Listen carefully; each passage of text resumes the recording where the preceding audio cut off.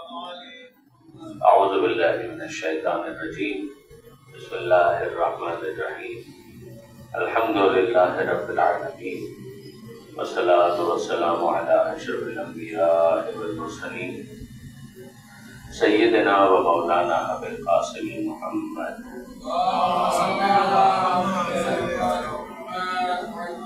وأہل بیتہ الطیبین الطاہرین المعصومین المظلومین المنتجبین المنتخبین المیامین لا سیما علی الامام المنتظر والمدة الثانی عشر الذین اذهب اللہ عنہم الرجس وطہرہم تطہیرا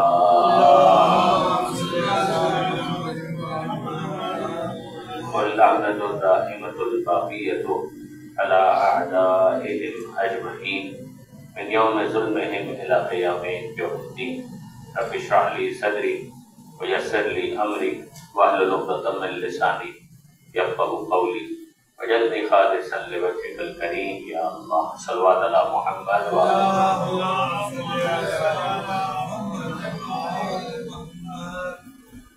أما بعد فقد قال الله سبحانه وتعالى في القرآن الحكيم بسم الله الرحمن الرحيم إن الذين عند ربك لا يستكبرون عن عبادته ويسبحونه وله يسجدون صلوات على محمد وعلى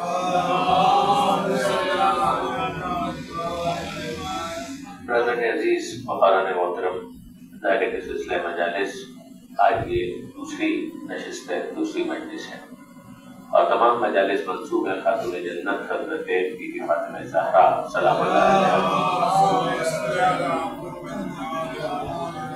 آج بھی میں نے آپ کے سامنے سورہ اعراف کی اسی اختتامی آیت کو تلاوت کرنے کا شرف حاصل کیا جسے کل آپ سن چکے، جیسے پروردگار عالم ان لوگوں کی توصیف کر رہا ہے کہ جو عند ربک کی منزل پر ہے، اور ارشاد ہوتا ہے کہ ان الذین عند ربک، کہ یقیناً وہ لوگ کہ جو آپ کے رب کی اندیت کی منزل پر ہیں، قربت پروردگار کی منزل پر ہیں، یعنی ان کا قرب پروردگار کی منزل پر ہونا مشکوک نہیں ہے، یقینی ہے، وہ حتماً اندیت پروردگار کے منصب پر فائز ہیں، مگر اندیت پروردگار پر ہونا انہیں اپنی عبادتوں پر مغرور نہیں کرتا۔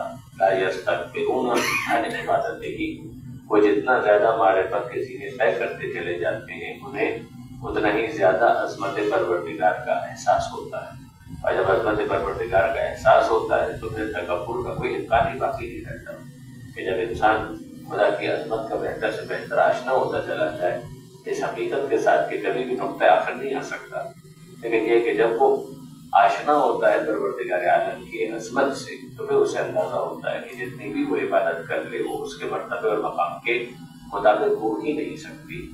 لا یستکبرون عن عبادتہ، وہ کبھی بھی اپنی عبادت پر مغرور نہیں ہوتے، ویسبحونہ، وہ مسلسل تسبیح پروردگار کرتے رہتے ہیں، وَلَهُ يَسْجُدُونَ، اور وہ اس کی بارگاہ میں سجدوں کے تحفے اور سجدوں کے ہدیے پیش کرتے چلے جاتے ہیں۔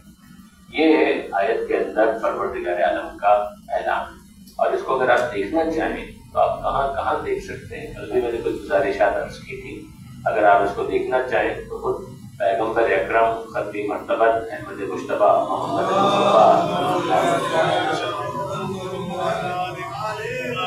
پیغمبر اکرم کے بعد میں آپ دیکھیے کہ پیغمبر اکرم سے بڑھ کر کوئی نہیں ہو سکتا، اگر پیغمبر اکرم کا جملہ کیا ہے؟ پیغمبر اکرم کا فرمان ہے، اور بہت معروف فرمان ہے کہ جیسے پیغمبر اکرم یہ ارشاد فرماتے ہیں، مناجات ہیں خدا کی بارگاہ میں کہ ماں عبدنا کا حق عبادت۔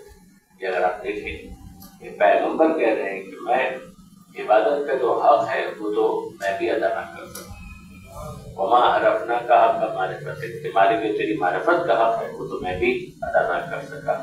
ذرا غور کیجیے کہ پیغمبر اکرم وہ کہہ رہے ہیں کہ معرفت کا حق میں بھی ادا نہ کر سکا، عبادت کا حق میں بھی ادا نہ کر سکا، تو پھر تو کسی اور کی مجال کیا ہے؟ کون کس قطار میں، کون کس شمار میں؟ پیغمبر سے بڑھ کر کوئی خدا سے قریب ہو نہیں سکتا۔ وہ پھر یہ کہہ رہے ہیں، یار میں آپ کی خدمت میں چاہوں گا کہ اصرار کے ساتھ یہ گزارش کروں کہ توجہ کیجیے کہ پیغمبر اکرم فرما کیا ہے، ماں عبدنا کا حق کا عبادت ہے، تیری عبادت کا جو حق ہے وہ تو ہم ادا نہ کر سکے، تیری معرفت کا جو حق ہے وہ تو ہم ادا نہ کر سکے۔ تو اب یہ بہت بڑا سوال ہے یہ کیسے ہو سکتا ہے کہ پیغمبر اکرم وہ یہ کہیں کہ معرفت کا حق ادا نہ کر سکے؟ کیسے ممکن؟ دیکھیے برادران عزیز، اس بات کو سمجھنے کے لیے میں اس منزل پر زیادہ آپ کو روکنا نہیں چاہتا، لیکن یہ ضرور گزارش کروں گا کہ آپ قرآن مجید کا مطالعہ کرتے چلے جائیں تو آپ کو اندازہ ہوگا کہ قرآن مجید میں منزل کا ذکر نہیں ہے۔ قرآن مجید میں منزل کا آپ کو ذکر نہیں ملے گا، قرآن مجید میں آپ کو راستے کا ذکر نہیں، یعنی ان دو کے درمیان فرق ہے۔ راستہ ہوتا اسی لیے ہے کہ کسی منزل تک پہنچا دے، مگر وہ منزل اگر حتمی منزل ہے، یعنی ایک تو یہ ہے نا کہ آپ نے اسٹیشن کیا، جب آپ یہاں سے چلے اسلام آباد تو درمیان میں ظاہر کہ حیدرآباد بھی آئے گا، اس کے آگے بہت سارے اسٹیشن آئیں گے اور بالآخر آپ اسلام آباد پہنچ جائیں گے۔ تو یہاں پر اسٹیشن آ کر پھر ایک ایسی منزل آتی ہے کہ جہاں پر اس سفر کو مکمل ہو جانا ہوتا ہے، اس سے آگے راستہ نہیں جائے گا، اس لیے کہ یہ وہ منزل ہے کہ جہاں پر سفر مکمل ہو گیا۔ تو میں آپ سے پوچھتا ہوں کہ یہ قرآن مجید کے اندر ہم جب مطالعہ کرتے ہیں تو پروردگار عالم نے ایک تو اعلان کر دیا کہ وہ کیوں پیدا کیا انسان کو، کہ وما خلقت الجن والانس الا لیعبدون، ہم نے تو جن و انس کو خلق اس لیے کیا کہ وہ ہماری عبادت کریں۔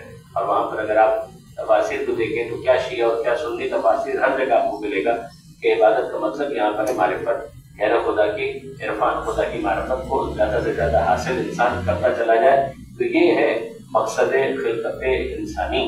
تو میں آپ سے پوچھتا ہوں کہ اس کا مطلب تو یہ منزل معین ہو گئی؟ نہیں، یہ منزل نہیں ہے۔ اسی لیے پروردگار عالم نے جہاں ڈسکشن کیا، عبادت کو منزل کے عنوان سے تعارف نہیں کروایا، راستے کے عنوان سے تعارف کروایا۔ اب یہاں سے اگر آپ شروع کریں تو سورہ فاتحہ کے اندر ہم نے کیا پڑھا کہ اہدنا الصراط المستقیم، منزل کا ہے، تو ہدایت کرتے ہماری سیدھے راستے کی طرف، اور ایک مرتبہ سیدھا راستہ مل جائے تو پھر اس سیدھے راستے پر ثابت قدم رہنے کی توفیق عطا فرما۔ یہی ہے نا، آپ غور کیجیے، صراط یعنی راستہ، صراط مستقیم یعنی سیدھا راستہ، راستے کی بات ہے، منزل کا ہے۔ ایک اور لفظ ہے جو راستے کے لیے استعمال ہوتا ہے وہ ہے سبیل، وہ بھی اگر آپ قرآن مجید میں دیکھیں گے تو آپ کو مل جائے گا۔ سورہ عنکبوت قرآن مجید کا 29واں سورہ ہے، اس کی بالکل اختتام پر جائے گی، پروردگار عالم نے یہ کہا کہ والذین جاہدوا فینا، وہ جو ہماری راہ میں کوشش کرتے ہیں، جو ہمارے لیے کوشش کرتے ہیں، لنہدینہم سبلنا، تو پھر ہم ان کوشش کرنے والوں کی قدردانی یوں کرتے ہیں کہ انہیں اپنی راہ اپنے راستے پر لگا دیں گے۔ راستہ، منزل نہیں۔ یہ راستہ کس منزل تک لے جائے گا؟ یہ راستہ کسی منزل تک نہیں لے جائے گا، درمیان میں اسٹیشنز آتے رہیں گے، لیکن یہ سفر زندگی کا ختم ہو سکتا ہے، سفر معرفت ختم نہیں ہو سکتا۔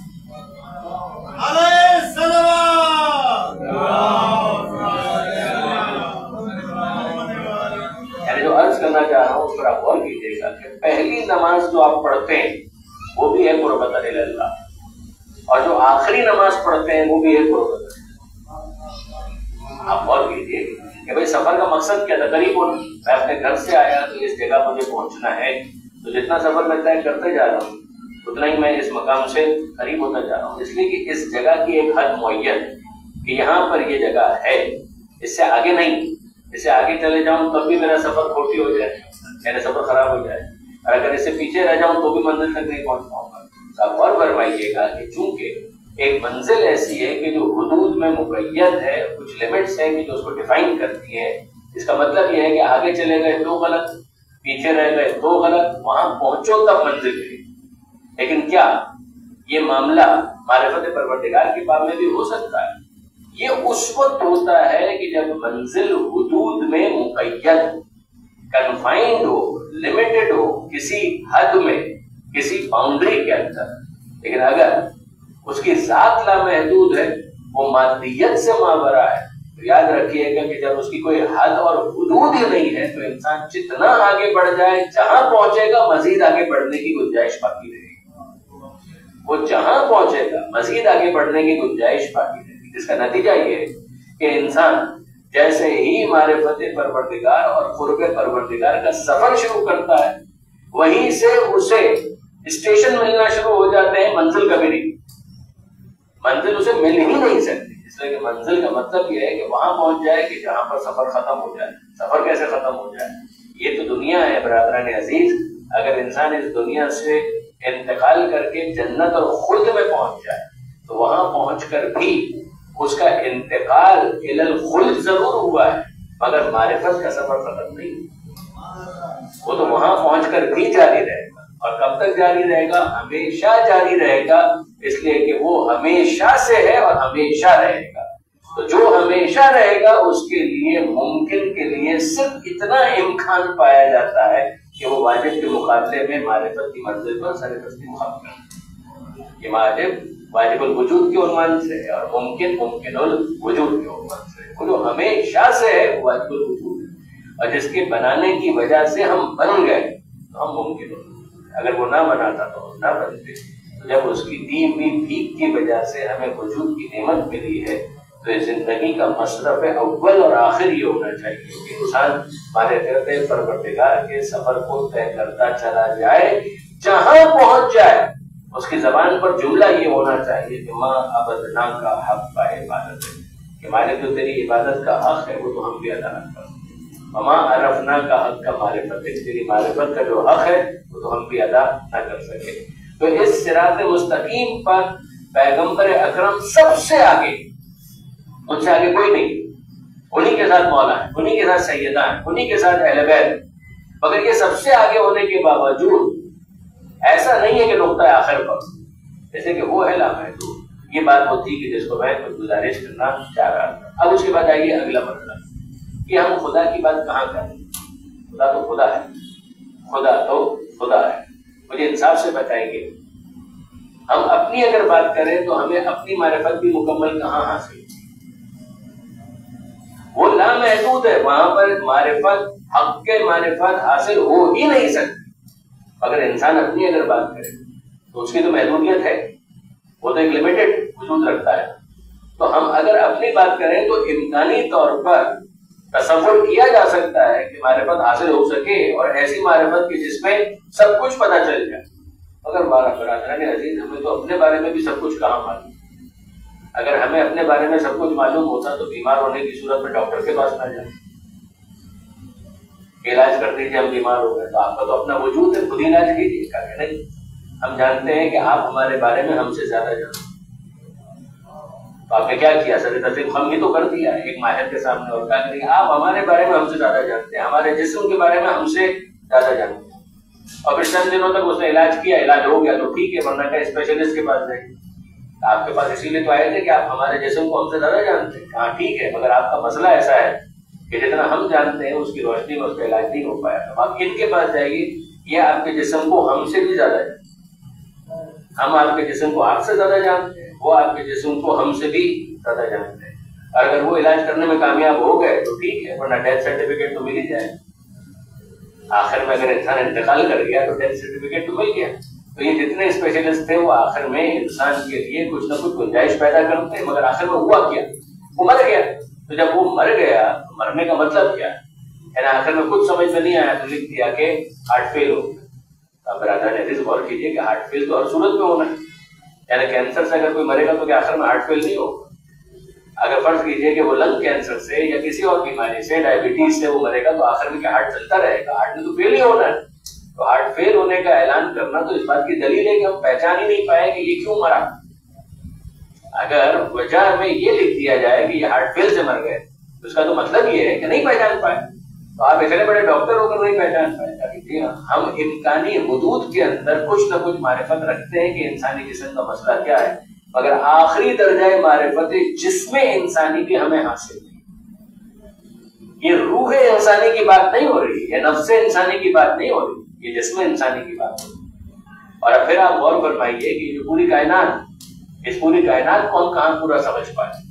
نہ اپنے وجود کو پورا سمجھ پائے، نہ اس پوری کائنات کو پورا سمجھ پائے۔ درست ہے کہ ہم جان لیں کہ یہ سورج ہے، یہ چاند ہے، یہ ستارے ہیں، ہم یہ جان لیں کہ سورج میں درجہ حرارت یہ ہوتا ہے، ہم یہ جان لیں کہ اتنا فاصلہ ہوتا ہے۔ تو جتنا پہلے جانتے تھے اس سے بھی بہتر جانتے ہیں، مگر جاننے کے باوجود کیا پورا جانتے ہیں؟ کہاں پورا جانتے ہیں؟ بہت کچھ ایسا ہے کہ جو ہماری آنکھوں سے اوجھل ہے، ٹیلیسکوپ ایجاد کیے جا رہے ہیں اور دور تک دیکھتے جا رہے ہیں اور پتہ چلتا ہے کہ یہ پہلے معلوم نہیں تھا، اور جہاں تک پہنچتے ہیں اس کے بعد پھر کہتے ہیں کہ اس کے آگے اور کچھ ہو سکتا ہے۔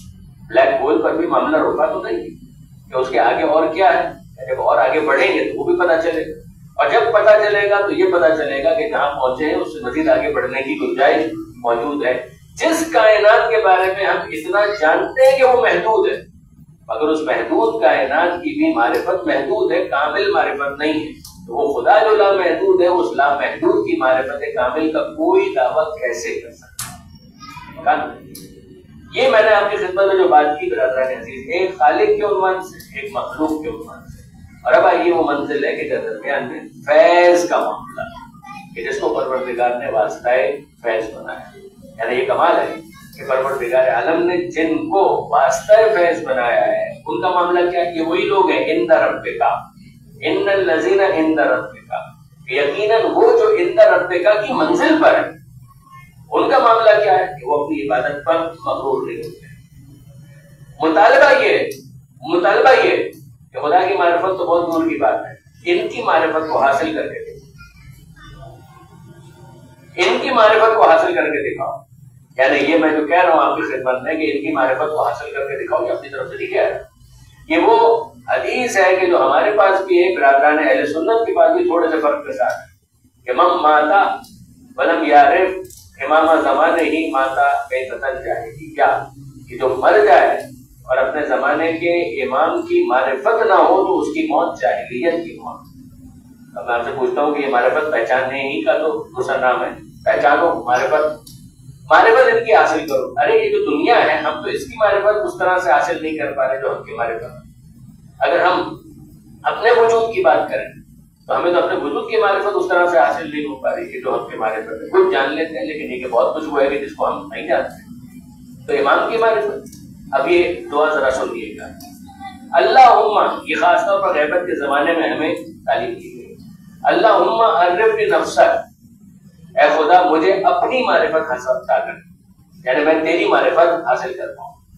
اللہم، اے خدا، عرفنی، مجھے پہچان کروا، نفس کا، تیری معرفت کا، مجھے ادراک ہو جائے تجھے میں پہچان سکوں، اس کی مجھے توفیق عطا فرما۔ فَإِنَّكَ إِن لَّمْ تُعَرِّفْنِي نَفْسَكَ لَمْ أَعْرِفْ نَبِيَّكَ، اس لیے کہ اگر تیری معرفت حاصل نہ ہوگی تو تیرے نبی کی معرفت بھی حاصل نہیں کر پاؤں۔ کمال نہیں؟ یعنی ذرا سا اس پر غور کیجیے گا، لا الہ الا اللہ تک نہیں پہنچوں گا تو محمد الرسول اللہ کیسے سمجھ میں آئے؟ محمد مصطفیٰ کا تعارف ہے رسول اللہ، تو آپ انصاف سے مجھے بتائیے کہ کوئی خدا ہی کو نہیں جانتا تو رسول اللہ کو کیسے جانے؟ کہ یہ ان کی طرف سے آئے محمد الرسول اللہ۔ اللہم عرفنی نفسک، مالک اپنی معرفت عطا کر، فَإِنَّكَ إِن لَّمْ تُعَرِّفْنِي نَفْسَكَ، اگر تجھے نہیں پہچانا تو تیرے نبی کو بھی نہیں پہچان پاؤں گا۔ جملہ آگے بڑھتا ہے، اللہم عرفنی رسولک، مالک اپنے رسول کی معرفت عطا کر، فَإِنَّكَ إِن لَّمْ تُعَرِّفْنِي رَسُولَكَ لَمْ أَعْرِفْ حُجَّتَكَ، مالک اگر تیرے رسول کی معرفت حاصل نہ کر پایا تو حجت خدا کی معرفت بھی حاصل نہیں کر پاؤں، اپنے امام کو بھی نہیں پہچان پاؤں۔ یہ دو مراحل ہوئے، یعنی اب آپ غور فرمائیے کہ لا الہ الا اللہ ہو تو انسان محمد الرسول اللہ تک پہنچے، محمد الرسول اللہ ہو تو علی ولی اللہ تک پہنچے، یہ تین مراحل ہوئے۔ اب اس کے بعد خلاصہ یہ کہ اللہم عرفنی حجتک، مالک اپنی حجت کی معرفت عطا کر، فإنک ان لم تعرفنی حجتک ضللت عن دینی، کہ مالک اگر تیری حجت کی معرفت حاصل نہ کر پایا تو پھر میں اپنے دین میں گمراہ ہو جاؤں، ضللت عن دینی۔ یہ برادران عزیز واقعاً غور کریں، ضللت عن دینی، میں اپنے دین میں گمراہ ہو جاؤں گا، یعنی کیا مطلب ہے؟ آپ نے سورہ فاتحہ کے اندر کیا دعا مانگی تھی؟ اہدنا الصراط المستقیم، تو دکھا دے سیدھا راستہ، ایک مرتبہ سیدھا راستہ مل جائے تو سے بات ختم۔ یہ راستہ کن کا ہے؟ انعمت علیہم، یہ ان کا راستہ ہے جن پر تو نے نعمت سے ہدایت نازل کی، ان کا نہیں ہے کہ جن کے اوپر غضب نازل ہوا، ان کا نہیں ہے کہ جو خود ظالمین ہے۔ اور یہاں اس دعا کے اندر یہی بتایا گیا کہ اے پروردگار اپنی معرفت عطا کر تاکہ لا الہ الا اللہ تک پہنچ جاؤں، اگر لا الہ الا اللہ تک نہ پہنچا تو محمد الرسول اللہ تک نہیں پہنچ پاؤں گا، محمد الرسول اللہ تک نہیں پہنچ پایا تو علی ولی اللہ تک نہیں پہنچ پاؤں گا۔ خلاصہ یہ کہ ان کو پہچانوں گا تو سمجھ میں آئے گا کہ انعمت علیہم کون، وہ انعمت علیہم کون ہے کہ جن کے اوپر پروردگار نے نعمت ہدایت کو نازل کیا. اور پھر غیر المغضوب علیہم ولا الضالین کہ مالک اگر حجت خدا کی معرفت حاصل نہ ہو سکی تو میں اپنے دین میں گمراہ ہو جاؤں گا. ولا الضالین ان کا راستہ نہیں چاہیے کہ جو گمراہ ہو چکے. تو جب گمراہوں کا راستہ نہیں چاہیے تو خود اگر انسان گمراہ ہو گیا تو اس کا مطلب یہ ہے کہ وہ صراط مستقیم سے دور ہو گیا. درود بھیجے گا محمد والے محمد. اب جو اس کے اندر ٹویسٹ ہے وہ یہ کہ جب معرفت پروردگار ممکن ہی نہیں ہے تو پھر اس کے بعد یہاں معرفت کے مطالبے کا مطلب کیا ہے؟ ایک طرف کہ معرفت پروردگار حاصل ہو نہیں سکتی اور دوسری طرف معرفت عطا کر، اپنی معرفت عطا کر، اپنے رسول کی معرفت عطا کر، اپنی حجت کی معرفت عطا کر. من مات ولم یعرف امام زمانہ ہی مات میتۃ جاہلیہ کہ جو مر جائے اور زمانے کے امام کی معرفت نہ ہو جاہلیت کی موت مر. تو جاہلیت کی موت تو ہم نہیں مرنا چاہتے، معرفت حاصل کرنا چاہتے. اور معرفت حاصل کرنا ممکن نہیں ہے معرفت حاصل کرنا، اور معرفت حاصل نہ ہو تو جاہلیت کی موت. ممکن نہیں ہے پیغمبر اکرم کی معرفت اور پیغمبر اکرم کی معرفت حاصل نہ ہو تو پھر برادران عزیز حجت خدا کی معرفت کیسے حاصل ہو؟ تو یہ تو ایک ویشس سرکل سا بنتا چلا گیا کہ یہ ہو تو یہ ہو اور یہ ہو نہیں سکتا تو یہ کیسے ہو. ان دونوں کے درمیان ایک ارتباط، ایک نظم، ایک کوارڈینیشن کیسے ڈیولپ ہو پائے گا؟ یہ ہے وہ بنیادی نقطہ. اور اس بات کو سمجھانے کے لیے اپنے نوجوان دوستوں کے لیے اور تھوڑا سا آپ کو ریفریش کرنے کے لیے جناب سلمان فارسی کا ایک تبصرہ ہے وہ آپ کے سامنے شیئر کرنا چاہتا ہوں. درود بھیجیے گا محمد.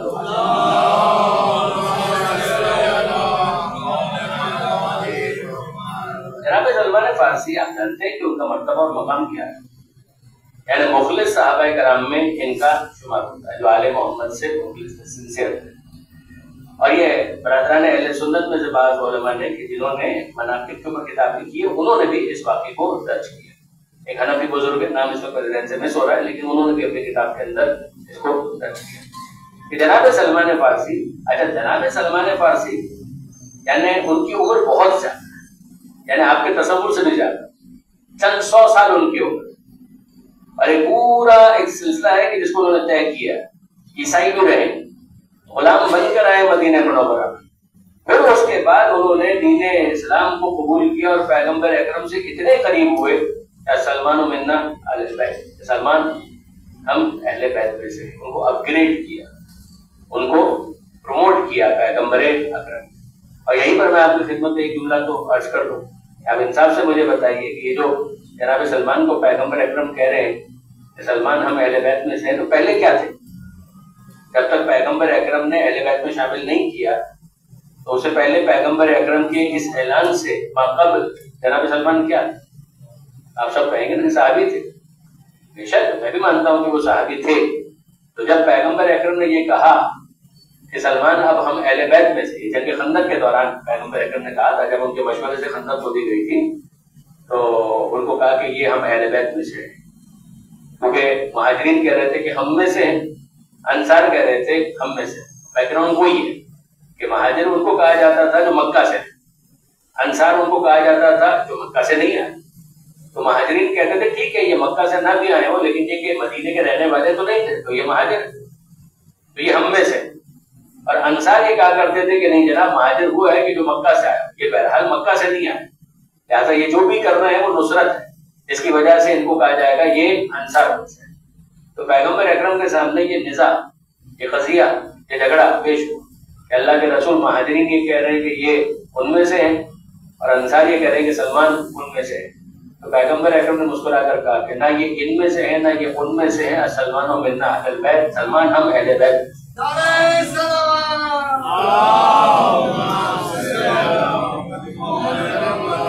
اور اب میں آپ سے پوچھتا ہوں کہ جب ہم اہل بیت میں سے ہیں تو میں کہوں کہ اللہ کے رسول آپ تو بہرحال ہجرت کر کے تشریف لائے تو آپ تو مہاجر ہیں. تو یاد رکھیے گا کہ برادران عزیز صرف مکہ سے مدینہ آنا یہ ایک شرف ہو سکتا ہے جس کی وجہ سے کوئی مہاجر کہلائے. مدینے میں رہ کر مدد کرنا یہ ایک شرف ہو سکتا ہے کہ جس کی وجہ سے وہ انصار کہلائے. مگر اب پیغمبر اکرم سمجھا رہے ہیں کہ یاد رکھو کہ ڈی ایس پی بن کر بھی کوئی اگر ایس پی بنے تو اب اس کو ڈی ایس پی کہنا اس کی شان کے خلاف. اگر آپ یہ کہیں کہ نہیں ڈی ایس پی تو ڈی ایس پی اب کہاں ہے، اب تو وہ ایس پی ہو چکا ہے. اور اگر SSP ہو چکا ہے تو اب آپ اس کو کہیں گے یہ SP ہے تو پھر غلط ہوگا. تو یاد رکھیے کہ جس کا مرتبہ بلند ہو اسے کسی انفیریئر رینک سے نہیں بلایا جا سکتا. یہی وہ چیز ہے کہ جس کو پیغمبر اکرم یہاں پر سمجھا رہے ہیں کہ جب تک میں نے یہ اعلان نہیں کیا تھا کہ یہ ہم اہل بیت میں سے ہیں تو یہ کیا تھے. کامن ٹائٹل تھا صحابی, جو مہاجر کے لیے بھی ہے انصار کے لیے. تو صحابی ہونا تو ان کا مسلم تھا. تمہارے نزدیک مشکوک یہ تھا کہ یہ مہاجر ہے یا انصار ہے. اور اب ہم تمہیں بتاتے ہیں کہ یہ اتنا ایلیویٹ ہو چکے ہیں کہ انہیں کسی انفیریئر رینک سے پکارنا مناسب نہیں ہے. تو اب میں آپ سے پوچھتا ہوں کہ اس کا مطلب یہ ہوا کہ جب صحابی کی پروموشن ہوتی ہے تب وہ اہل بیت میں شامل ہوتا. درود بھیجے گا محمد و آل محمد کا.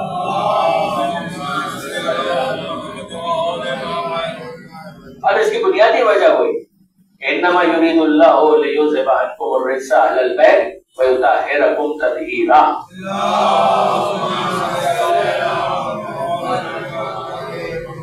ارادہ پروردگار یہ ہے کہ تم سے اے اس گھر والوں ہر رجس و نجاست کو دور رکھے اور ویسا پاکیزہ رکھے کہ جو پاکیزگی کا حق ہے. یہ جو پروردگار عالم نے کہا اس کے ذیل یہ جناب سلمان کے تعلق سے عرض کرنا چاہ رہا ہوں کہ یہ جو آیت کے اندر پروردگار عالم نے کہا کہ ہر رجس کو دور رکھے تو اس میں سوال آیا کہ جناب علی یہ بتائیے کہ اس رجس کا مطلب کیا ہے کہ جس کے بارے میں یہ کہا جا رہا ہے. تو پہچاننے کا ایک طریقہ یہ ہے کہ آپ لغت بولیے.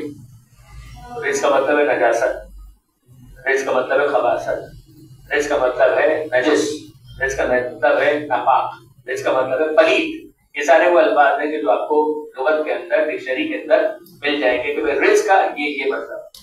پھر ایک ہے تطبیق کہ قرآن مجید میں کسی کو رجس کہا گیا ہے. جواب جی ہے, قرآن مجید کے اندر رجس کہا گیا ہے. کن چیزوں کو کہا گیا؟ وہ جو عقل استعمال نہیں کرتے ان کے اوپر رجس ہے. تو جتنے بھی غیر معقول بات کرنے والے ہیں وہ رجس کا شکار ہے. یہ قرآن مجید کا فیصلہ ہے. اور میں آپ کی خدمت میں عرض کروں فاجتنبوا الرجس من الاوثان کہ بتوں کے رجس سے اپنے آپ کو دور رکھو. بت پرستی اور شرک یہ رجس ہے. انما الخمر والمیسر والانصاب والازلام رجس من عمل الشیطان. یقیناً شراب, جوا, بت پرستی یہ سارے کام رجس ہے اور یہ شیطان کا عمل ہے. تو ہم کو سمجھ میں آیا کہ یہ سب رجس ہے اور یہ سب کے سب جب رجس ہے تو آل محمد سے دور ہے. بات واضح ہو رہی ہے. تو اب برادران عزیز یہ سب کے سب رجس ہے اور یہ آل محمد سے دور. ہمارے بعض نقطہ رس علماء نے بہت خوبصورت ایک تبصرہ کیا. وہ فرمانے لگے کہ نہ ہمیں لغت دیکھنے کی ضرورت ہے نہ ہمیں قرآن میں تلاش کرنے کی ضرورت ہے.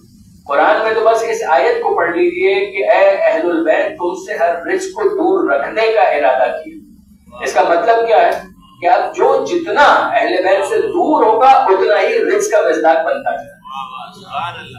جو جتنا دور ہوگا اہل بیت سے اتنا ہی وہ رجس کا مصداق بنتا چلا جائے گا اور جو جتنا قریب ہوگا اہل بیت سے اتنا ہی طہارت کا مصداق بنتا جائے گا. کیونکہ وہاں پر طہارت ہی طہارت ہے اور رجس کو دور رکھا گیا ہے. تب آپ غور فرمائیے کہ چادر میں کون ہے؟ چادر میں 5. چادر میں 5 محمد, علی, فاطمہ, حسن اور حسین کا یہ 5 ہیں جو چادر میں ہیں. یہ ہے اہل البیت. اب اس کا مطلب یہ ہوا کہ جتنے بھی اس چادر سے نزدیک ہونے والے, اس گھر سے نزدیک ہونے والے ہیں وہ نزدیک ہوتے ہوتے رجس کو دور چھوڑتے چلے جائیں گے, طہارت کے قریب آتے چلے جائیں گے. ان قریب آنے والوں میں جو سب سے قریب ہے ان کا نام ہے سلمان فارسی بن اہل البیت. درود بھیجیے محمد و آل.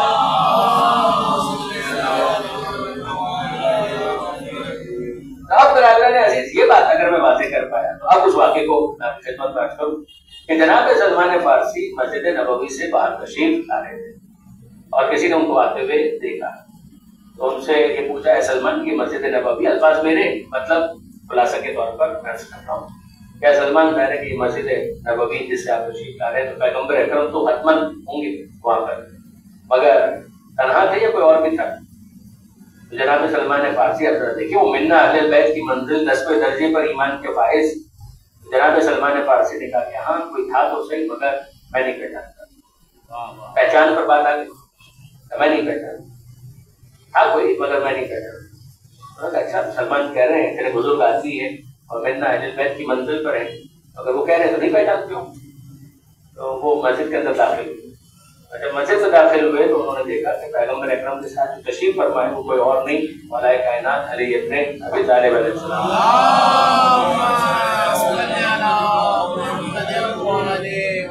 مولا کو انہوں نے تشریف فرما دیکھا تو آپ بگولا ہو. انہوں نے کہا کہ یہی بات ہے سلمان ابھی میری ملاقات ہوئی تو پیغمبر اکرم کے سامنے انہوں نے کمپلین لانچ کی کہ اللہ کے رسول آپ سلمان کو اتنا گلوریفائی کرتے ہیں کہ سلمان ہم اہل بیت میں سے ہے, سلمان کا مرتبہ یہ ہے, سلمان کا مقام یہ ہے, اور سلمان کا تو معاملہ یہ ہے کہ ابھی میری ملاقات ہوئی بات. اور سلمان سے میں نے پوچھا کہ مسجد میں پیغمبر اکیلے یا کوئی اور بھی ان کے ساتھ تشریف فرما؟ تو کہنے لگے کہ کوئی ہے تو صحیح مگر میں نہیں. اور یہ برادران عزیز واقعی عجیب بات ہے. تو سلمان فارسی کے اس تبصرے کو پیغمبر اکرم کے سامنے انہوں نے بطور شکایت کوٹ کیا. پرائم منسٹر پورٹل کے اندر کسی چیز کو اپلوڈ کیا گیا تو یہ پیغمبر اکرم کے پورٹل میں ایک چیز اپلوڈ کر دی. اللہ کے رسول یہ بول رہے تھے سلمان فارسی, پیغمبر مسکرا رہے ہیں, مولا کائنات بھی مسکرا رہے. تو پیغمبر اکرم نے کہا وہی سلمان کا کیس ہے, سلمان کو بولا. دیکھیں برادران عزیز, سوشل میڈیا کے زمانے میں اس بات کو سمجھنا بہت ضروری ہے. اس کے بارے میں اس نے کیا کہا اور اس کے بارے میں اس نے کیا کہا, فیصلہ آپ اس وقت کریں کہ جس کا کیس ہے پہلے اس کو تو سنیں کہ وہ خود کیا بول رہا ہے, اس کا مقصود کیا ہے. یہاں پر تو کچھ بھی آپ اے آئی جنریٹڈ کوئی چیز ہے وہ لگا دیں, لکھے بھی نہیں نیچے, اور اس کے بعد پھر اس کی عزت جو ہے اس کو تار تار کرتے ہیں, اس کا کریکٹر اسیسینیشن کرتے ہیں, کردار کشی کرتے ہیں, جو خود اپنی جگہ حرام بھی ہے, گناہ کبیرہ. لیکن یہ کہ بہرحال جو ہو رہا ہے وہ ہو رہا ہے. پیغمبر اکرم نے کتنا خوبصورت تبصرہ کروا. پیغمبر اکرم کہتے ہیں کہ بھئی تمہیں شکایت سلمان سے؟ کہا جی اللہ کے رسول سلمان سے شکایت. کہا کیا شکایت ہے؟ تو انہوں نے یہ کہا کہ کوئی اللہ کے رسول کے ساتھ بیٹھا تھا مگر میں نہیں تھا. اچھا وہ شکایت کیا ہے؟ کہ وہ سلمان علی کو نہیں پہچانا. سلمان علی کے بارے میں کہہ رہے ہیں کہ وہ ان کو نہیں پہچانا. تو پیغمبر اکرم کہتے ہیں کہ اچھا کیس کس کا ہے, شکایت کس کے خلاف ہے؟ سلمان کے خلاف. تو وہی جو ایک انگریزی کے اندر کہا جاتا ہے کہ do not condemn anybody unheard, سنے بغیر کنڈیم مت کرو, سنے بغیر ایلیگیشن مت لگاؤ. تو نے کہا کوئی سلمان کا کیس ہے تو سلمان کو بلاؤ, سلمان کو تو پہلے بلاؤ کہ وہ خود کیا اس کے اوپر صفائی دیتے ہیں. اور پیغمبر اکرم مسکرا رہے ہیں, خوب جانتے ہیں کہ معاملہ کیا ہے. سلمان فارسی کو بلایا گیا, وہ بزرگ آدمی کو تشریف لائے اپنے سفید بالوں کے ساتھ, جھکی ہوئی کمر کے ساتھ. اور پیغمبر اکرم کہتے ہیں سلمان تمہاری کمپلین ہے. جی اللہ کے رسول کیا کمپلین ہے؟ یہ شخص کچھ کہہ رہا ہے. سلمان کہتے ہیں کہ ہاں بھائی تمہاری کیا شکایت ہے, میں نے کیا ایسا کچھ کر دیا کہ جو تمہیں ناگوار گزرا؟ تو وہ ساحل کہتا ہے, وہ بھی صحابی ہے, وہ کہتا ہے کہ سلمان ابھی تمہاری میری ملاقات باہر ہوئی تھی؟ بالکل ہوئی. کہ میں نے کچھ پوچھا تھا؟ کہ بالکل پوچھا تھا. کہ میں نے یہ پوچھا تھا کہ مسجد نبوی میں پیغمبر اکرم تنہا ہے یا کوئی اور بھی ہے؟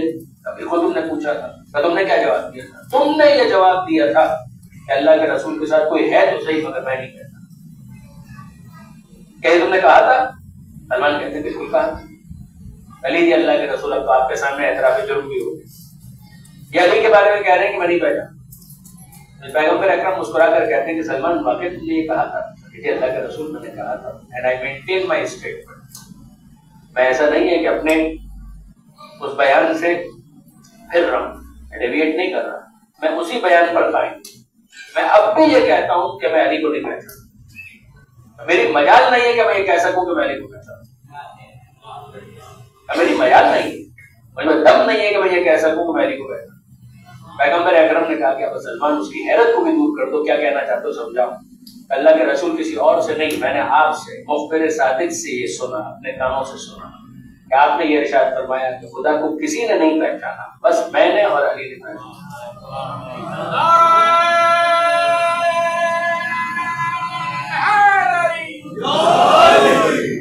میں نے آپ سے سنا کہ آپ نے مرحلہ ب مرحلہ یوں تبصرہ فرمایا کہ خدا کو کسی نے نہیں پہچانا, یا میں نے پہچانا یا علی نے پہچانا. اور پھر آپ نے فرمایا مجھے بھی کسی نے نہیں پہچانا, یا خدا نے پہچانا یا علی نے پہچانا. اور اللہ کے رسول تیسرے مرحلے میں آپ نے یہ ارشاد فرمایا علی کو بھی کسی نے نہیں پہچانا, یا خدا نے پہچانا یا میں نے پہچانا. تو جو ایسا ہو کہ اسے یا خدا پہچانے یا مصطفیٰ پہچانے, اس کے بارے میں میری مجال نہیں ہے کہ میں یہ کہہ سکوں کہ میں علی کو پہچانتا ہوں. میں اب بھی یہی کہتا ہوں کہ میں علی کو نہیں پہچانتا. درود بھیجیے محمد و آلہ.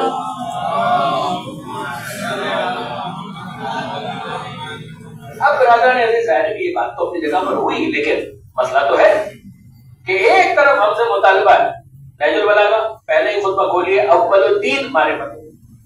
دین کی ابتدا یہ ہے کہ اس خدا کی معرفت حاصل کی جائے. اور وہ ممکن نہیں. ابھی آپ نے سنا یا پیغمبر نے پہچانا یا علی نے پہچانا, تو معرفت تو ممکن نہیں. اور دین کا آغاز خدا کی معرفت.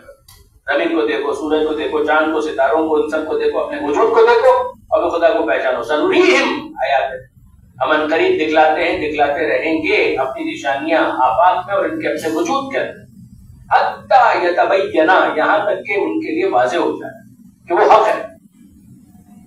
تو وہ نشانیاں دکھلاتا ہے تاکہ خدا کی معرفت حاصل ہو جائے. اول دین ہے معرفت, دین کی ابتدا ہے خدا کی معرفت. نہج البلاغہ امیر المومنین. اور پھر دوسری طرف وہ لامحدود, تو جب لامحدود ہے تو کہاں معرفت حاصل ہوگی؟ رسول کی معرفت, رسول خود کہہ رہے ہیں کہ مجھے یا خدا نے پہچانا یا علی نے پہچانا. تو کون معرفت حاصل کرے گا؟ پیغمبر اکرم کی. اور اگر ان کی معرفت حاصل نہ ہو تو حجت خدا کی معرفت تک تو پہنچ ہی نہیں سکتے. اور پھر اس کے بعد کا حجت خدا کی معرفت عطا کر, اگر نہ عطا کی تو میں اپنے دین میں گمراہ ہو جاؤں. اور نہ خدا کی معرفت ممکن, نہ رسول کی معرفت ممکن, نہ حجت خدا کی معرفت ممکن. تو پھر یہ وہی والی بات ہو گئی نا, ایک وشیس سرکل تو بن گیا کہ یہ کرو تو گمراہی سے بچو, اور یہ ہو نہیں سکتا تو گمراہی سے بچ نہیں سکتے. لیکن گمراہی سے بچنا بھی ہے, یہ دینا صراط المستقیم. تب آپ مجھے بتائیے کہ اس پورے کیوس کو کیسے سالو کیا جائے, اس پزل کو کیسے سالو کیا جائے, اس معمے کو کیسے حل کیا جائے. حضرت آیت اللہ علامہ سید علی نقوی نقوی نقطن صاحب حال اللہ مقام لکھنوی ہندی, جن کو میں اپنا بہت بڑا محسن جانتا ہوں, سمجھتا ہوں, اور آپ یقیناً اس بات سے واقف ہو, میں نے کئی مرتبہ اس کا برملا اظہار کیا کہ ان کی کتابوں سے ہم نے بہت استفادہ کیا. انہوں نے اس بات کو سمجھانے کے لیے ایک مثال, انہوں نے کہا کہ بالکل درست ہے کہ ایک ہے معرفت کا نقطہ آخر, وہ تو کسی بھی لیے ممکن ہے. یعنی جو احباب تاخیر سے ہیں ان سے معذرت چاہتا ہوں, اس کی گفتگو ایک طرح سے مسلسل ہے. منزل نہیں راستہ, منزل نہیں راستہ, اس میں اسٹیشن آ سکتے ہیں مگر آخری منزل نہیں ہے. معرفت کا سفر اس کا مطلب یہ. وہ فرمایا کرتے تھے نقل صاحب علی اللہ وقام, وہ کہتے تھے کہ اگر آپ ایک سوئی کو لے کر سمندر میں ڈالیں تو سوئی کا جو ناکا ہے وہ ہلکا سا چھوٹا سا سوراخ, سمندر سے وہ کیا حاصل کرے؟ ایک قطرہ. سمندر بخیل نہیں ہے, سمندر بخیل نہیں ہے, سمندر دینا چاہتا ہے, مگر مسئلہ یہ ہے کہ ظرف میں وسعت صرف ایک قطرے کو سمیٹنے کی ہے. جب ظرف محدود ہے تو اگر سوئی کو اگر آپ ڈالیں گے تو اس ناکے میں ایک قطرہ سمٹ کر آ جائے. سمندر محروم نہیں لوٹا ہے. اگر آپ ایک برتن کو ڈالیں گے تو برتن میں جتنی گنجائش ہوگی وہ آ جائے گا, 1 لیٹر 2 لیٹر 3 لیٹر. ایک گلاس ڈالیں گے تو جتنی گلاس کے اندر گنجائش ہے اتنا پانی آ جائے گا. سمندر بخیل نہیں ہے, سمندر دینا چاہتا ہے, مگر مسئلہ یہ ہے کہ لینے والے کے ظرف میں وسعت کتنی, گنجائش کتنی. جتنی وسعت اور جتنی گنجائش ہے اس گنجائش کے مطابق وہ سمیٹ لے گا. بس ہماری اور آپ کی ذمہ داری یہ ہے کہ آل محمد کے فضائل کے سمندر میں اپنے محدود ظرف کے ساتھ متزن ہو جائے. یہ تو طے ہے کہ آل محمد کے فضائل کا سمندر پورے کا پورا ہمارے محدود ظرف میں نہیں آئے گا, مگر بقدر سے جتنا جس کا ہوگا ان کی طرف سے مل جائے گا. یہ بخیل نہیں آتا سب کو. درود بھیجیے محمد و آل محمد. اور یہ وہ منزل ہے کہ جہاں پر پہلے آسان ہو گیا کہ میں شہزادی کے اس نام کے حوالے سے کچھ بات آپ کے سامنے گزار چکا ہوں. لے فاطمہ کی سب اسماعین جو کل بات کہ سیدہ کے 9 نام, ان میں پہلا نام فاطمہ. یعنی یہ میری خواہش اور تمنا ہے کہ جتنے میرے نوجوان دوست یہاں پر آ رہے ہیں یہ 9 نام کو یاد ہو.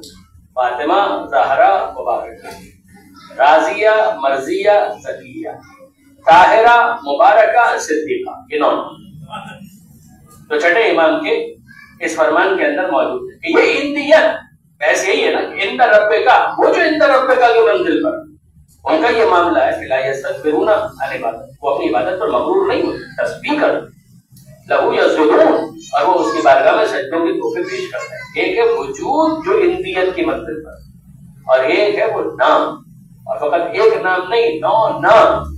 اسم جو مسمى کا غیر ہوتا ہے اس کے لیے پروردگار عالم کا اتنا اہتمام کہ 9 نام ایسے کہ جو اندیت پروردگار کی منزل پر. وہ پہلا نام یہ جو پوری گفتگو آج میں نے آپ کے سامنے عرض کی ہے, یقین جانیے کہ یہ تمہید تھی اس لفظ فاطمہ کی, اس لفظ فاطمہ کی. جیسے کہ لفظ فاطمہ کا مطلب کیا ہے عربی کے اعتبار سے, یہ اس میں فاعل. جیسے ضارب ہے، ناصر ہے، شاکر ہے، غالب ہے، یہ سارے اس میں فاعل کے صیغے فاعلون کے بدل پر اسی کی تانیث ہوتی ہے، غالبتن، ناصرتن، اسی طرح سے فاعل.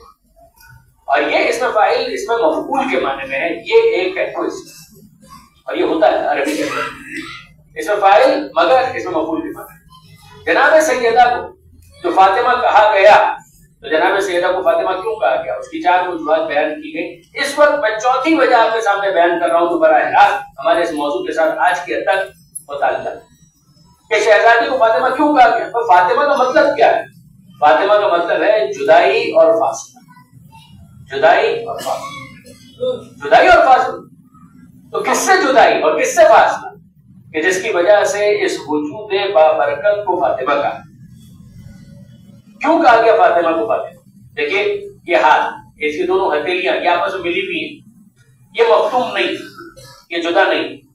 یہ اگر فاصلے پر آ جائیں تو یہ جدائی.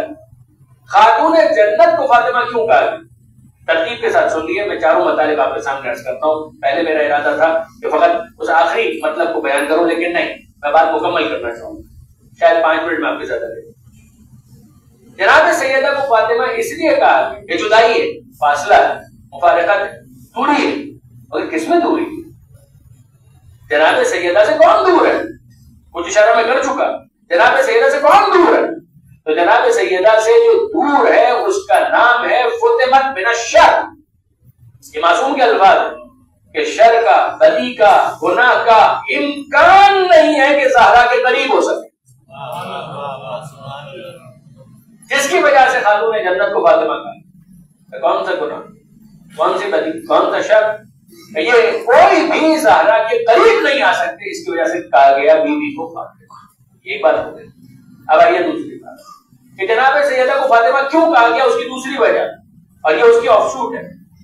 جب بدی زہرا کے قریب نہیں، جب گناہ سیدہ کے قریب نہیں، جب کسی قسم کا شر خاتون جنت کے نزدیک نہیں جا سکتا، تو جہنم کے شعلے کس کے قریب آئے؟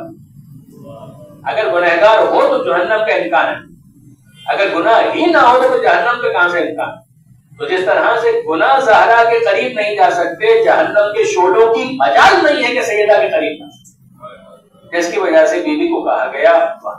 یہ 2 وجوہات.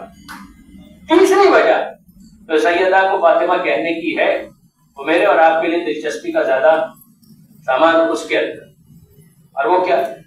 دیکھیے برادران عزیز، عجیب بات، کوئی جناب سیدہ کے قریب گناہ نہیں جا سکتے، بالکل صحیح. جناب سیدہ کے قریب جہنم کے شعلے نہیں جا سکتے، بالکل صحیح. لیکن اب تیسری بات، سیدہ کے جو ماننے والے بیوی کو فاطمہ کہنے کی تیسری وجہ کہ سیدہ کے جو ماننے والے، سیدہ کی محبت کا ان کو صدقہ یہ ملے گا کہ بیوی کے طفیل جہنم کے شعلوں کی مجال نہیں ہے کہ کوئی زہرا کے ماننے والے کو اذیت دے. ان میں سے کوئی بات میں اپنی طرف سے نہیں بیان کر رہا، یہ مت سمجھیے گا، میری مجال بھی نہیں ہے. میں ان معاملات کے اندر بہرحال ایک طالب علم کی حیثیت سے بہت احتیاط رکھا ہے. میں کسی کو گناہ کے اوپر جسور بھی نہیں بنانا چاہتا. بے شک سیدہ کا ماننے والا ہے، وہ کیوں جان بوجھ کر گناہ کی طرف جائے گا، لیکن یہ کہ بہرحال لغزش ہو جاتی ہے، کبھی گناہ بھی ہو جاتے ہیں. تو جو توبہ کی بات ہے، رحمت کی بات ہے، شفاعت کی بات ہے، تو یاد رکھیے گا کسی اور کی توبہ قبول ہو نہ ہو، اس کی توبہ ضرور قبول ہوگی کہ جو اپنی دعا میں زہرا کو وسیلہ بنا. اور یہ وہ بات ہے کہ جو جناب آدم علیہ السلام نے ہم کو سکھائی ہے، ان کی مناجات میں بھی پنجتن کا حوالہ موجود ہے، زہرا کا حوالہ موجود ہے. تفصیل پھر کبھی، لیکن یہ یاد رکھیے یہ 3 وجوہات سیدہ کو فاطمہ کہنے کی. نمبر 1، بدی، گناہ، شر بیوی کے قریب نہیں جا سکتا. نمبر 2، جہنم کے شعلے سیدہ کے قریب نہیں جا سکتے. نمبر 3، سیدہ تو سیدہ کے ماننے والوں پر کرم یہ ہوگا کہ بیوی کے تمسک کی وجہ سے، بیوی کی محبت کی وجہ سے ان پر انعام پروردگار یہ ہوگا کہ جہنم کے شعلے ان کے بھی قریب نہیں جا سکتے. یہ 3 باتیں ہوئی. اور اب چوتھی اور آخری کہ جس کا ہمارے موضوع سے براہ راست ربط اور تعلق ہے، اور وہ کیا؟ بیوی اور بیوی کی معرفت کے درمیان فاصلہ. یعنی کیا مطلب؟ بھائی جو نہیں ماننے والے وہ تو نہیں ماننے والے، وہ تو کیا پہچانیں گے خاتون جنت؟ جو دشمنی رکھتے ہیں وہ کیا پہچانیں گے جناب سیدہ؟ ان کی تو تمنا اور خواہش ہوگی کہ جناب سیدہ کا نام بھی مٹ جائے, جناب سیدہ کا تذکرہ بھی ختم ہو جائے. میں نے بعض مجالس کے اندر گزارش کی تھی کہ اگر آپ دربار ابن زیاد میں دیکھیں تو اس بات پر وہ معترض ہو رہے. ابن زیاد نے, میں منزل مسائل سے کچھ دور ہوں مگر چاہتا ہوں کہ اس بات کو پیش کروں, جو دشمن ہے اس کا تو انداز یہ ہو, چوتھے امام سے وہ پوچھا تمہارا نام کیا ہے؟ علی. تمہارا نام علی ہے؟ ہاں. کس کے بیٹے ہو؟ حسین. حسین کا بیٹا علی وہ نہیں ہے کہ جس کو کربلا میں قتل کر دیا گیا؟ کہ میرا ایک اور بھائی بھی تھا, اس کا نام بھی علی. تمہارے کتنے بھائیوں کے نام علی؟ بس سارے بھائیوں کے نام علی, سارے بھائیوں کے نام علی. ابن زیاد پوچھتا ہے کہ تمہارے باپ کو کوئی اور نام نہیں ملا اپنی اولاد کے لیے؟ اپنے بیٹوں کے لیے کوئی اور نام نہیں ملا, سارے بیٹوں کے نام علی. تب سید سجاد کہتے ہیں میرے بابا کو اپنے بابا سے بڑی محبت, اپنی ماں سے بھی بڑی محبت, لہذا میرے بابا نے طے کیا کہ سارے بیٹوں کے نام علی, ساری بیٹیوں کے نام فاطمہ. سارے بیٹوں کے نام علی, ساری بیٹیوں کے نام فاطمہ. اور اسی لیے آپ جانتے ہیں کہ تفکیک کرنے کے لیے, امتیاز کے لیے کبھی کہا جائے گا علی اکبر, کبھی علی اصغر, کبھی علی اوسط, بڑے چھوٹے درمیانے. فاطمہ صغرا, فاطمہ کبرا, یہ جو ناموں کے اندر آپ کو فرق نظر آتا ہے. اور پھر اس کے بعد تو جناب سکینہ کا نام, وہ بھی اصل نام فاطمہ, اصل نام فاطمہ ہے. سکینہ نک نیم, جس طریقے سے پیار سے بچوں کو پکارا جاتا ہے. سکینہ یعنی میرے دل کا سکون, جو میرے دل کے لیے باعث ہے تسکین. ان کو رقیہ بھی کہتے ہیں, اور اس کی ایک وجہ بعض علماء نے یہ بیان کی تھی, دیگر وجوہات بھی ہیں لیکن ایک وجہ یہ بیان کی گئی, رقت کی وجہ سے ان کو رقیہ کہا, ان کے گریے کی وجہ ان کو کہا کہ رقیہ, یہ وہ بچی ہے جو گریہ گناہ ہے. سکینہ امام نے کہا اور باقاعدہ ناز کیا حسین مظلوم نے کہ مجھے وہ گھر اچھا نہیں لگتا جس میں رباب نہ ہو, جس میں سکینہ. کمال ہے. میں جو عرض کرنا چاہ رہا تھا وہ یہ کہ دشمن سے اگر آپ پوچھیں تو دشمن کو تو اس نام سے چڑھ, دشمن کو اس نام سے چڑھ. میں آپ کی خدمت میں ایک اور بات عرض کرتا ہوں برادران عزیز, باقاعدہ خرفہ نام کی ایک سبزی ہے, یعنی کہاں تک دشمن جاتا ہے ذرا سوچیے گا. یہ آپ کو کتابوں کے اندر ملے. دشمن اپنے بغض کا اظہار کہاں کہاں کرتا ہے اس کا آپ اندازہ کیجئے اس ایک بات سے. برسوں پہلے, شاید 20-22 سال پہلے, میں نے اس کو ممبر سے بیان کیا تھا. علماء سے آپ نے یقیناً سنا ہوگا, کتاب پڑھنے والے یقیناً اس کو جانتے ہوں گے. ایک سبزی, ایک ویجیٹیبل جس کا نام ہے خرفہ, اردو کے اندر کہتے ہیں, انگریزی کا سبسٹیٹیوٹ بھی آپ کو مل جائے گا بڑی آسانی کے ساتھ. اس کو عربی کے اندر کیا کہتے ہیں؟ اس کا عربی میں نام ہے بقلۃ الحمقہ. بقلہ یعنی سبزی, حمقہ یعنی اسٹوپڈس, احمق سے نکلا, یعنی احمق افراد کے کھانے والی سبزی. اچھا, اگر آپ ساتھ لکھیں کہ بینیفٹس اس سبزی کے کیا ہے, آپ کو پوری فہرست مل جائے, پوری فہرست مل جائے. نام اس کا کیا ہے عربی کے اندر؟ بقلۃ الحمقہ, کہ یہ احمقوں کی سبزی. آج بھی, یعنی آج بھی اگر آپ لغت کھول کر دیکھیں گے انٹرنیٹ کی وجہ بہت آسان ہوگی, آپ اس کو ڈالیں اور اس کا عربی نام سرچ کریں تو آپ کو یہی ملے گا, بقلۃ الحمقہ, احمقوں کی سبزی. یہ نام اس کو کس نے دیے؟ اس سبزی کو یہ نام کس نے دیا؟ اس سبزی کو یہ نام دیا ہے بنو امیہ نے. بنو امیہ نے اس سبزی کو یہ نام دیا. یہ نام کیوں دیا انہوں نے اس سبزی کو؟ اور بادشاہت ہے, کئی بر اعظموں میں پھیلی ہوئی بادشاہت ہے, ہر جگہ جہاں جہاں عربی بولی جاتی ہے وہاں پر مشہور کرو کہ اس نام سے یہ سبزی ہے بقلۃ الحمقہ, بقلۃ الحمقہ, بقلۃ الحمقہ. وجہ کیا ہے, کیوں اس سبزی کو یہ کہا جائے؟ اس سبزی کی کیا خطا کیا ہے؟ اچھا, ایسا کچھ ہوتا ہے کہ مثلا اس کو کھا لیں تو انسان کا ذہن معاف ہو جاتا ہے, نسیان ہونا ہے, کچھ بھی ایسا نہیں, تو پھر کیوں کہا جا رہا ہے اس کو بقلۃ الحمقہ؟ وہ اونلی ون ریزن, یہ سبزی خاتون جنت کو بہت پسند. آپ بغض کا اندازہ کریں. میں آپ کی خدمت میں جو عرض کر رہا ہوں برادران ایسے یقین جانیے کہ وہ قصہ پارینہ کہانی نہیں ہے. اس سبزی کو بقلۃ الحمقہ یوں کہا جا رہا ہے کہ یہ سبزی اہل بیت کو اور خاص طور پہ جناب سیدہ کو بہت پسند ہے. کہ ہم اس کو ووکیبلری بناتے ہیں, ان کے بنانے سے کیا ہوتا ہے, ان کے اس اظہار بغض سے کیا ہوتا ہے؟ خاتون جنت تو خاتون جنت ہیں. اب یہاں پر اندازہ کیجئے برادران عزیز کہ جو دشمن ہے وہ تو نام بھی مٹانا چاہتا ہے, مگر جو اپنے ہیں وہ تو جاننا چاہتے ہیں، وہ تو پہچاننا چاہتے ہیں کہ ہمیں زیادہ سے زیادہ پتا چلے کہ ہماری شہزادی کون ہے، ہماری بیوی کون ہے. یہاں لفظ فاطمہ کی یہ ڈائمینشن ہمارے سامنے، اور وہ کیا ہے کہ جناب خاتون جنت کو فاطمہ کہا گیا. کیوں؟ اس لیے کہ جو چاہے بھی تو سیدہ کی معرفت کا حق ادا نہیں کر سکتا. فاصلہ ہے، جدائی. جتنا پہچان لو فاطمہ زہرا کو، جہاں تک پہچانو گے وہاں سے مزید سفر معرفت کا امکان باقی رہے گا. خالق کی معرفت، خالق کی معرفت یہ بقدر ظرف ہے. معصوم کی معرفت یہ بقدر ظرف. جتنا ابو ذر پہچانتے ہیں دوسرے نہیں پہچانتے، جتنا سلمان پہچانتے ہیں اتنا ابو ذر بھی نہیں پہچانتے.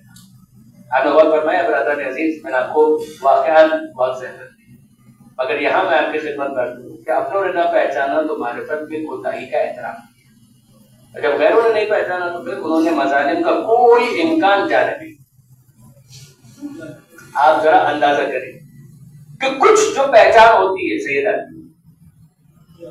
تو وہ اس بات سے، ایک ترمذی کی جو روایت ہے اس کو کیا کہیں گے، ایک بخاری کی ایک ترمذی.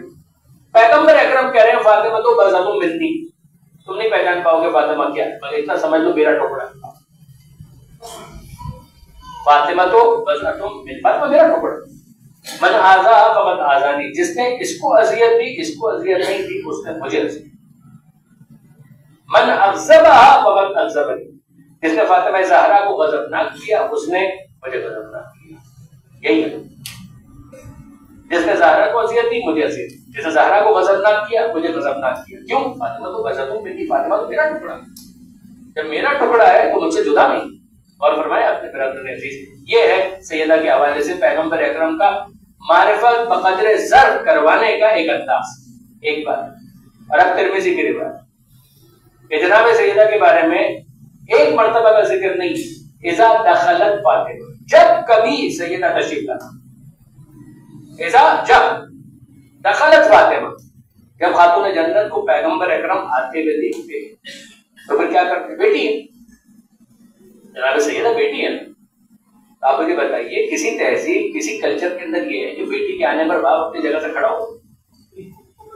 کہیں آپ کو کہیں نہیں ملے. اچھا کبھی ایک مرتبہ کوئی کھڑا ہو جائے تو اتفاق بھی ہو سکتا ہے. پیغمبر اکرم کے بارے میں کہا جا رہا ہے ایک دو دفعہ کی بات نہیں ہے، ایسا دخلت، جب کبھی بھی. عمر کا بھی فاصلہ دیکھیے گا، بعض اوقات یہ ہوتا ہے کہ باپ اور بیٹی کی عمر پہ بہت زیادہ فاصلہ نہیں ہے. مثال کے طور پہ باپ ہے وہ 25-30 سال کا ہے اور بیٹی جو ہے وہ مثال کے طور پہ 10 سال کی. ممکن ہے اس طرح کی آپ کو مثالیں مل جائیں. باپ کی عمر 40 سال ہے، بیٹی کی عمر 20 سال ہے، تو 20 سال کا فرق ہے، مگر یہاں تو ٹھیک ٹھاک فرق ہے، یہاں تو ٹھیک ٹھاک فرق ہے. مگر پھر اس کے بعد ہم کو یہ مل رہا ہے کہ اذا دخلت فاطمہ، جب کبھی سیدہ تشریف لاتی، پیغمبر اکرم کا دستور، ارے فاطمہ آ گئی، قام الیہا، تو پیغمبر اکرم بیٹھے نہیں رہتے تھے، اپنی جگہ سے کھڑے ہو جاتے.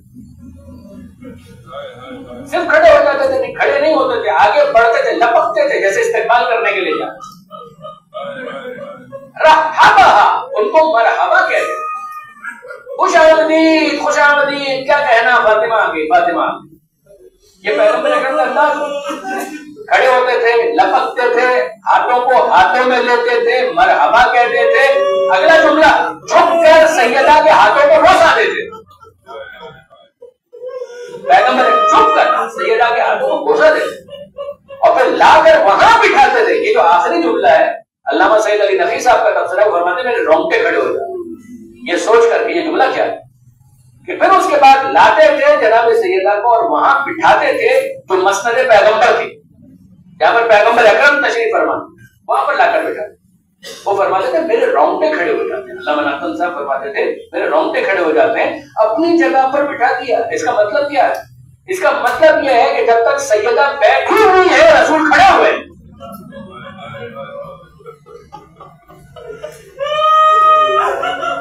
اپنی مسند پر لا کر بیٹھا دیا. اس کا مطلب سیدہ جب تک بیٹھی ہوئی ہے پیغمبر اکرم کھڑے ہوئے. عزیزوں اگر کوئی مجھ سے پوچھے نا کہ مسائل کس بات پر ہے، رونا کس بات پر ہے، میں کہوں گا بس اتنا سوچو کہ جس کے لیے رسول کھڑے ہوئے ہیں وہ دربار میں کھڑی تھی.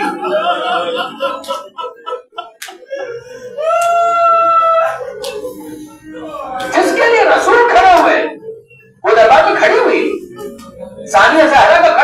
بہت بڑی مصیبت ہے دربار یزید میں، دربار ابن زیاد میں، مگر فاطمہ زہرا وہ دربار میں کھڑی ہوئی، وہ کہ جس کو پیغمبر اکرم لے جا رہے ہیں کہ یہ میری رسالت کی تصدیق کرے گی اور صدیقہ بیوی ہے، میدان مباہلہ میں گواہی دے گی، اور جس کی گواہی کو نصارہ نجران نے قبول کیا، اس بیوی کو دربار میں جھوٹا اس بیوی کو دربار میں جھوٹا کہا۔ ہم نے پوچھا رونا کس بات پر، گریا کس بات پر؟ گریا اس بات پر ہے کہ وہ صدیقہ بیوی ہے اور اس کو یہ کہنا پڑ رہا ہے اے لوگ اپنی فاطمہ، اے مسلمانوں سنو، میں فاطمہ زہرا بات کر رہی ہوں، میں نے کبھی جھوٹ نہیں کہا۔ وہ بیوی کہ جس نے پیٹ پر پتھر باندھے ہیں اسلام کے، وہ جو خدیجہ کی وارث بیٹی ہے کہ جس نے امت کو پالا، اسی فاطمہ زہرا کو اس کے حق سے محروم کر کے کہا جا رہا ہے، یہ دنیا داری کی بات ہے۔ عزیزوں، یہ وہ چیزیں ہیں کہ جس کی وجہ سے آنکھیں اشوار ہیں، یہ وہ باتیں ہیں کہ جن کی وجہ سے آنکھوں سے آنسو جاری، یہ وہ ہے باتیں کہ جن کی وجہ سے شیعہ نے حیدر کرار، شیعہ نے فاطمہ ماتم کر رہے ہیں کہ یہ مرحلہ اور یہ انجام۔ بس برادران عزیز، کچھ انصاف سے مجھے بتائیے کہ ایک آخری جملہ میں عرض کروں کہ جس کو رسول نے اپنا ٹکڑا کہا، امت نے اس بیوی کی پسلیوں کے ٹکڑے ٹکڑے کر امت نے اس بیوی کی پسلیوں کے ٹکڑے ٹکڑے۔ کیا اس کے بعد بھی پوچھنے کی ضرورت ہے کہ زہرا کا غم کیا غم ہے، زہرا کی مصیبت کیا مصیبت ہے؟ کل میں نے آپ کے سامنے عرض کیا تھا اگر مدینہ میں احراق کے در فاطمہ نہ ہوتا تو کربلا میں خیمے نہ جلائے، کربلا کی نوبت ہی نہ آتی۔ مگر آپ ذرا غور کیجئے کہ یہ دروازہ تو وہ دروازہ ہے کہ جس دروازے پر آ کر پیغمبر اکرم سلام کیا کرتے ہیں، اس دروازے کو جلایا جا رہا ہے۔ جب کسی نے کہا کہ معلوم ہے اس دروازے کے پیچھے بیوی موجود ہے، حسن اور حسین موجود ہیں، تو وہ کہنے والا کہتا ہے واحد اگر ہیں تو ہوا کرے، اور پھر اس کے بعد جب در جلا ہے تو کیفیت کیا ہے؟ کیفیت یہ ہے کہ زہرا در و دیوار کے فشار پہ کستی جاتی، محسن شہید ہوتا ہے اور فضا کہتی ہے، فضا کو مخاطب کر کے کہتی ہے یا فضا خذینی، اے فضا مجھے سنبھال میرا محسن شہید۔ الا لعنۃ اللہ علی الظالمین وسیعلم الذین ظلموا ایام القلب ینقلبون۔ ہمارے الہ اس قریب توسل قبول ہمارے مجبات محمد و آل محمد کے ناسوں کو جناب سیدہ کے رومال میں جگہ عطا فرما، ہمارے بیوی کے ماننے والوں پر رحم فرما، بیوی کے ماننے والے جو اس دنیا سے چلے گئے انہیں بیوی کی شفاعت نصیب فرما، بیماروں کو شفا عطا فرما۔